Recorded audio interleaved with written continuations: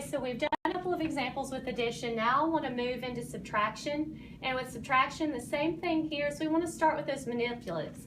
We want to make sure that we get students with these unit blocks and these rods, and as we get into larger numbers with the flats, we want our students to fully understand, again, the concept of what they are actually subtracting. So let's take the number 73 minus 58. And we want to subtract this. We do not want to just do what we see in the book sometimes, which looks like this. Just like with addition, we see those blocks, we see the tens place, and we see the ones place, and all the students are doing is really just the algorithm. We want our students to be able to go above and beyond that. We want our students to conceptually understand those manipulatives, how I'm going to take 7 rods and 3 unit blocks, and then I'm going to take away 5 rods and 8 unit blocks, and to see how much I have left.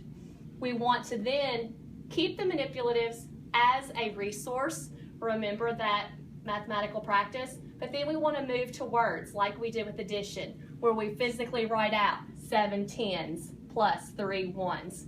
Once our students are comfortable with that strategy, then we want to move to the expanded form, and that's the example that I want to work with you now.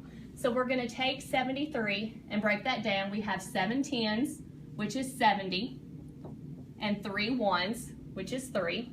And we want to be able to subtract 58. 5 tens, which is 50, and 8 ones. Again, using that common vocabulary is critical. We don't want to just use the number 70. We don't want to just say that that is a 7. We want to say what the value of that is. We know with our manipulatives that if I have 3 1 unit blocks, then I'm not going to be able to take away 8 blocks. So I'm going to have to use one of my tens. So I'm going to break a 10. So when I break a 10, I don't have 7 tens anymore. I only have 6 tens, which is 60. Those 10 unit blocks then get added to the 3 unit blocks that I already had. So if I want to, I can write that as 10 plus 3.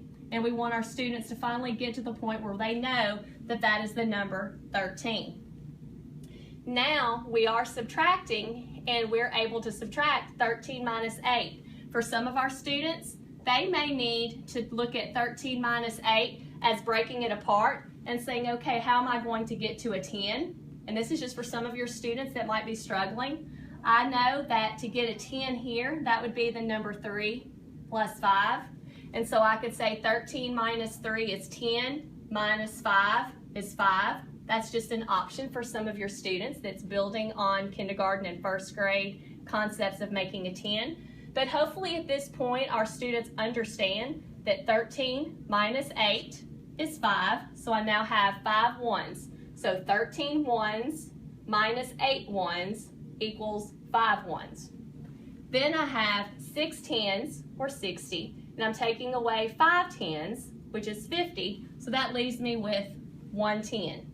And so the value of my final answer is 10 plus 5, which is 15. So please remember, use those manipulatives. Some of your students are going to need manipulatives longer than others. We want to move to the words and to expanded form. We don't want to teach these in tandem. We need for those to be separate entities. Hope this helps with subtracting whole numbers.